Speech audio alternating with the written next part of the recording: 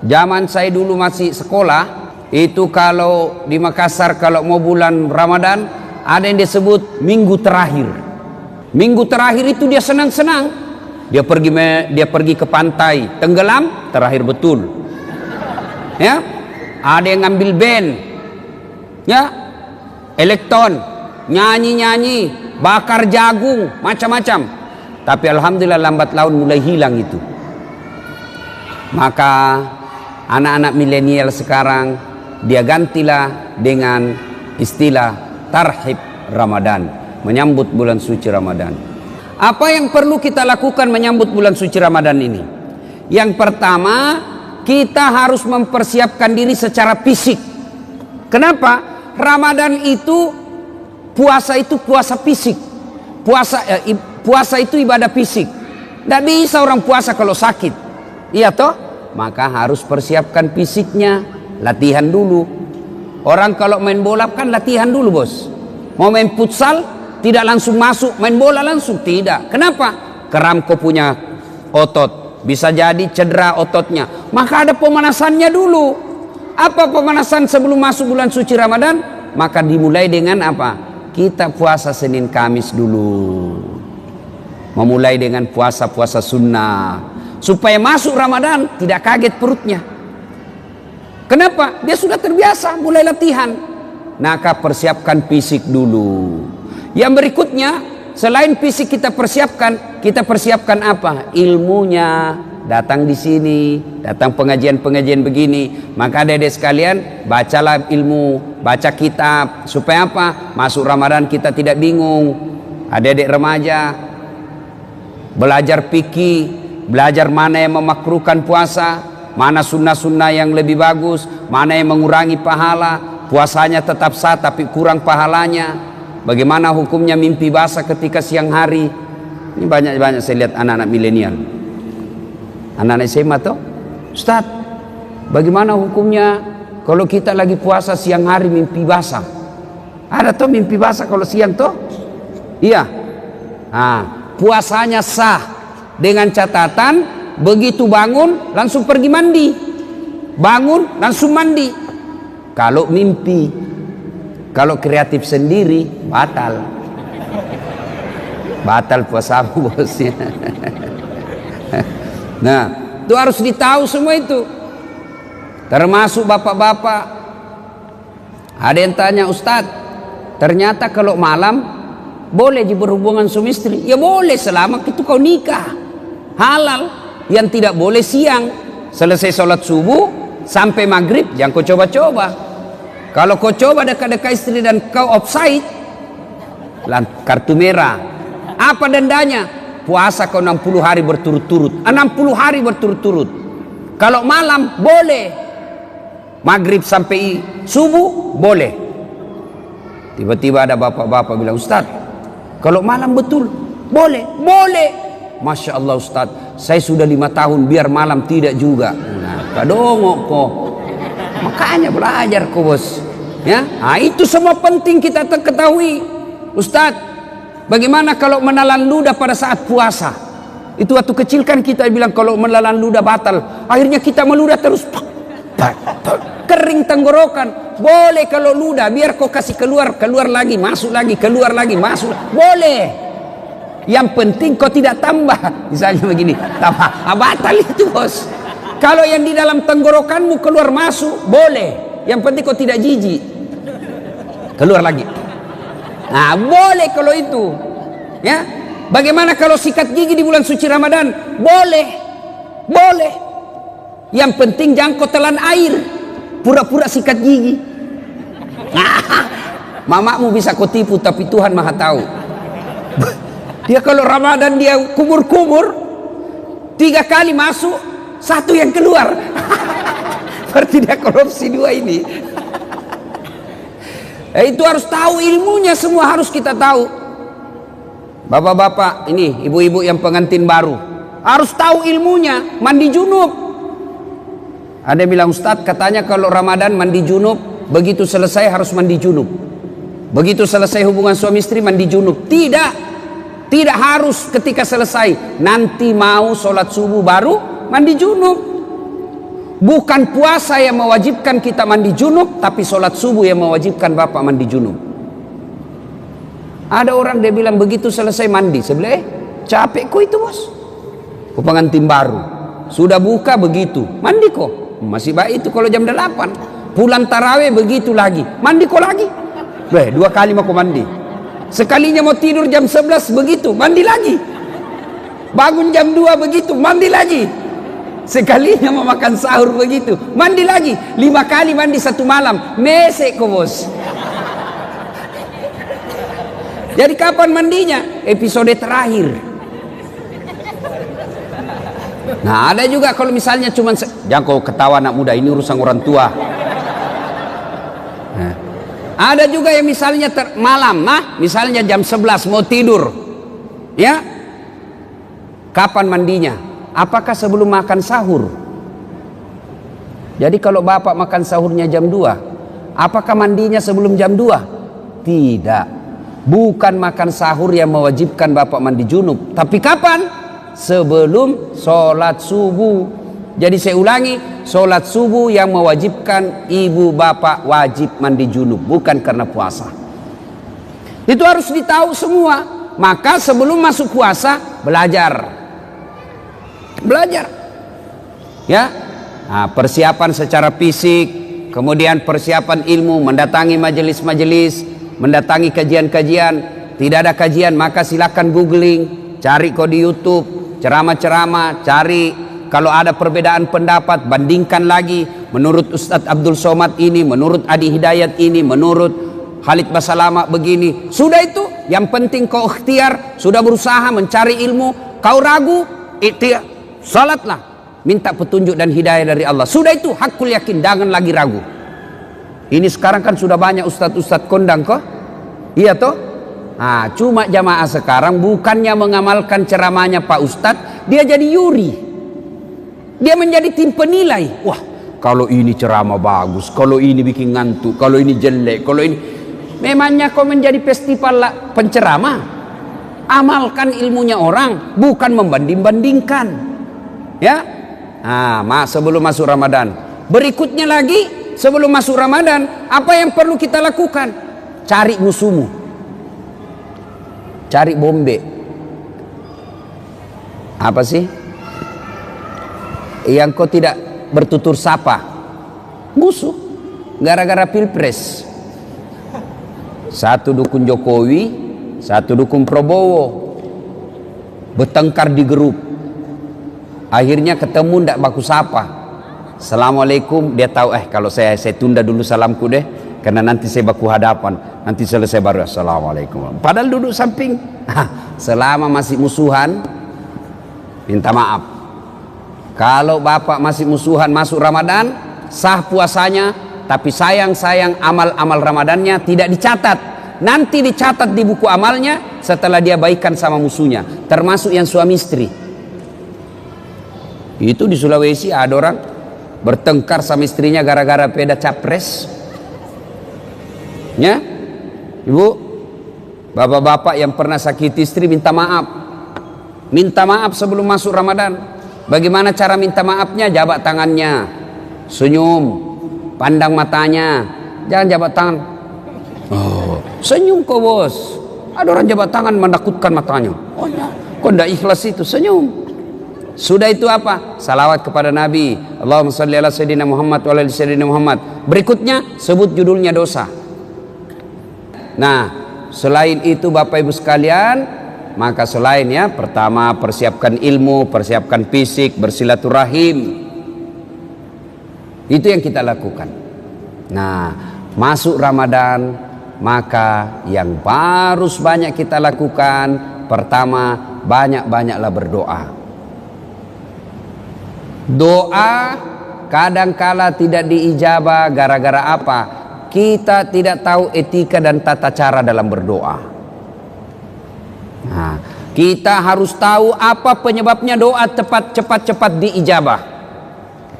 Saya ingin menceritakan sebuah kisah yang pernah dituturkan oleh Rasulullah Muhammad SAW. Abdullah bin Umar berkisah. Abdullah bin Umar ini anaknya Umar bin Khattab. Dia bercerita, Abdullah bin Umar, suatu kali kami mendengar Rasulullah sallallahu alaihi wasallam berkisah bahwa ada 3 orang pemuda melakukan musafir, perjalanan jauh. Tiba waktu malam, maka mereka mencari penginapan, tidak ada rumah, maka mereka nginap di dalam gua. Tahu gua? Tahu gua, Dek? Tahu? Nah, itu batu lubang dalam gunung. Masuklah mereka bertiga, karena waktu itu tidak ada hotel. Masuk bertiga. Begitu mereka tidur, bangun. Saat bangun, didapatinya pintu gua sudah tertutup oleh batu. Jadi anggaplah ini, ya anggap ini mulut gua tertutup batu. Mereka bangun, masya Allah. Inna lillahi wa inna ilaihi rajiun. Tertutup pintu. Dia dorong, tidak bisa terbuka. Dorong lagi, tidak bisa terbuka. Akhirnya satu di antara mereka berkata, ayo kita minta pertolongan Allah. Bagaimana caranya? Mari kita berdoa. Majulah orang pertama berdoa. Ya Allah, saya pernah mengurusi ibu saya. Saya bekerja di pasar. Setiap hari, jika masuk waktu siang, waktu duhur, saya balik ke rumah saya dari pasar, jalan kaki berkilo-kilometer. Saya suapi ibu saya makan, saya tuntun ibu saya makan. Selesai saya beri makan, saya kasih pakaian yang rapi, lalu saya tuntun sholat duhur. Selesai semuanya, selesai makan, selesai sholat duhur, saya balik lagi ke pasar mengurus dagangan saya. Tiap hari aku lakukan itu, ya Allah. Ya Allah, sambil dia kenang kebaikannya ini, dia berdoa kepada Allah. Ya Allah, jika mengurus orang tua, melayani ibu saya adalah kebaikan di sisimu, dan engkau merasa pantas membalasnya, maka saya mohon kepadamu ya Allah, kabulkan doaku, bukalah pintu gua ini. Tiba-tiba pintu gua bergerak, terbuka. Belum, hanya geser sedikit, tapi belum bisa dilalui manusia. Selesai berdoa, dia tunjuk orang kedua. Mas bro, kau lagi berdoa. Maju orang kedua berdoa. Ya Allah, saya pernah mencintai seorang perempuan yang tak lain adalah sepupuku sendiri. Saya sangat menyayanginya. Aku ingin sekali bersamanya. Dan di suatu ketika datanglah perempuan ini meminta tolong kepadaku. Mas, tolonglah saya, pinjami duitmu. Saya butuh sekali duit. Katanya ini anak muda, boleh saya pinjami kamu, tapi dengan catatan temani saya tidur 1 malam. Bagaimana caranya? Nah, kau bukan muhrim. Terserah. Mau kau saya bantu? Itu. Kalau kau tidak mau, tidak usah. Saya tidak pinjami kau. Karena butuh sekali ini perempuan. Akhirnya oke, saya terima persyaratannya. Maka ketemulah mereka di tempat yang mereka telah sepakati. Pada jam yang mereka telah sepakati, datanglah ini perempuan. Oh, tidak jadi ini laki-laki. Astagfirullah. Dia tinggal, dia palingkan pandangan. Dia bilang, ini duit, ambil ini duit. Bagaimana? Tidak jadi. Kau tidak usah utang, ambil saja ini duit. Saya bantu kau lillahi ta'ala. Kira-kira kalau kau bos, tak kalah deh. Masya Allah. Dia tinggalkan sambil mengenang kebaikannya itu. Lalu dia berdoa kepada Allah. Ya Allah, jika pada saat itu saya mampu mengendalikan diri, saya tidak berzina padahal dia sudah di depan mata saya. Saya tidak berzina karena saya takut kepadamu ya Allah. Jika itu adalah kebaikan di sisimu, saya mohon kepadamu ya Allah, kabulkan doaku, bukalah pintu ini. Akhirnya bergetar lagi tuh pintu gua, tapi belum bisa dilewati. Maju orang ketiga. Kau yang terakhir. Majulah orang ketiga. Ya Allah, saya pernah punya pegawai. Sebelum dia gajian, dia pergi merantau. Maka aku simpanlah dia punya gaji bulanan. Gaji bulanan itu kemudian saya belikan seekor kambing perempuan, kambing betina hamil, tidak ada suaminya. Kenapa ketawa? Namanya juga kambing. Wajar, masa ada kambing akad nikah? Tapi sekarang banyak tuh cewek saingan sama kambing. Hamil tidak ada suaminya, deh beleng-beleng. Kambing Lalu saya pelihara dengan baik, mulai dari 1 ekor, beranak pinak menjadi puluhan ekor, kemudian menjadi ratusan ekor. Pada saat jumlahnya sudah ratusan ekor, datanglah pegawai saya ini menagih dan meminta gajinya. Mana gajiku? Lalu dia berkata, tuh gajimu, tuh ada di kambing, ada semua itu kambing di lapangan. Maksudnya apa? Itu gajimu itu hari yang duitmu saya belikan kambing lalu beranak pinak. Itu semua kambingmu itu. Benar, iya itu kambingmu semua ini. Iya ambil semua. Dia ambil semua itu kambing, tidak tersisa satupun. Ini juga orang tidak tahu berterima kasih. Masa kau tidak simpan 1 ekor? Diambilnya semua. Ya Allah, jika mau melihara amanah, jika mau melihara amanah dan tanggung jawab adalah kebaikan di sisimu, dan itu patut mendapat balasan, maka balaslah kebaikanku ini dengan mengabulkan doaku. Ya Allah, bukalah pintu gua ini. Alhamdulillah pintu gua bergeser. Alhamdulillah lagi mereka sudah bisa keluar. Nah, ini hadisnya Imam Bukhari. Dari kisah ini apa pelajaran yang bisa kita ambil? Apa pelajaran yang bisa kita petik dari kisah ini? Pertama, ternyata tidak ada manusia yang tidak ada masalahnya. Adik-adik, ada enggak di sini yang tidak ada masalahnya? Ada? Jatuh cinta, apa masalahmu? Dia suka enggak saya? Nah, sudah disuka, selesai masalahmu? Belum. Lamar, dia terima enggak saya? Sudah dilamar, selesai masalah? Tidak, masalah baru. Apa? Uang panai. Orang Bugis uang panai, cocok enggak? Oke, diterima uang panai, masalah selesai itu, menikah. Sudah menikah, selesai masalah? Tidak. Apalagi mau punya rumah. Sudah punya rumah, selesai masalah? Tidak. Mau punya anak. Sudah punya anak, selesai masalahnya? Tidak. Langsung tua dilihat istrinya, jelek lagi dilihat istrinya, mau lagi kawin lagi. Coba, tidak orang tidak ada masalah, semua ada masalah. Bahkan ini saya lihat semua ini muka-muka penuh masalah ini semua ini. Yang paling banyak masalahnya sekarang itu caleg yang tidak terpilih dan banyak utang balehonya. Itu paling banyak masalahnya itu. Ayo, tidak ada orang tidak ada masalahnya. Semua punya masalah. Belajar dari kisah tadi. Jangankan kita yang tinggal di kota Batam, ini saja manusia dalam gua ada masalahnya, apalagi kita. Jangankan kita yang banyak dosa dan kesalahan, yang hampir tiap hari punya dosa, hampir tiap hari punya maksiat. Nabi dan Rasul tidak ada dosanya itu Nabi Muhammad. Apa tidak punya masalah? Penuh dengan masalah hidup beliau. Rentetan masalah dan masalah. Masih 6 bulan sudah lahir, belum lahir sudah meninggal wafatnya. Wafat bapaknya baru 3 hari diambil ibu susunya Halimatus Sa'diyah.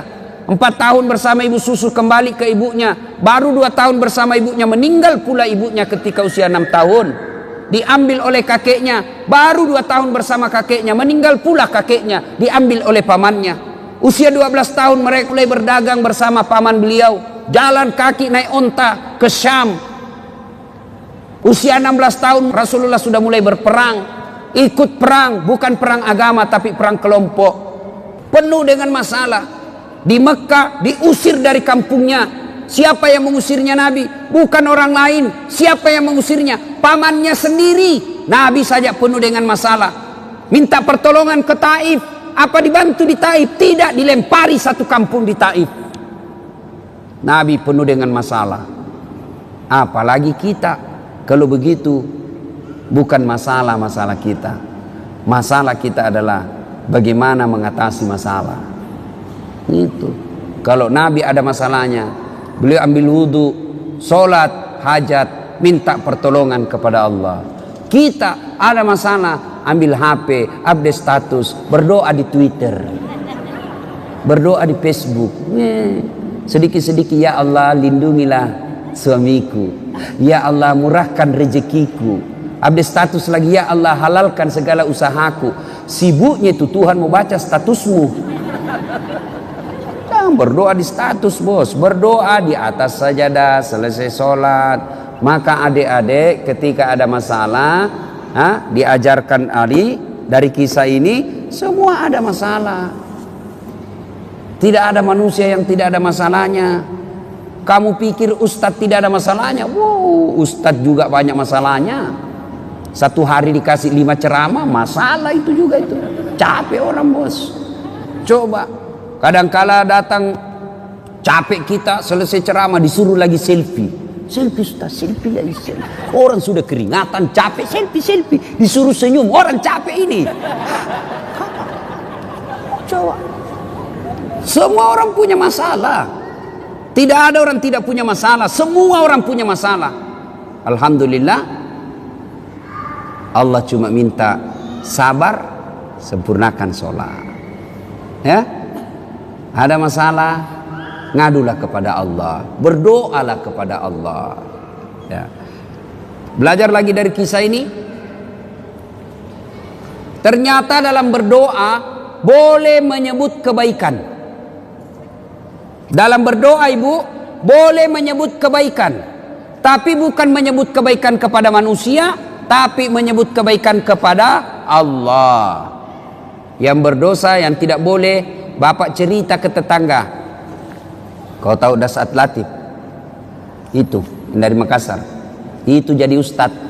Saya kasih sekolah itu dari SD SMP. Saya lihat itu dia tidak ada papanya. Saya yang kasih sekolah, tidak jadi manusia itu kalau bukan saya. Tidak boleh begitu, tidak boleh. Tapi menyebut kebaikan kepada Allah ketika berdoa boleh.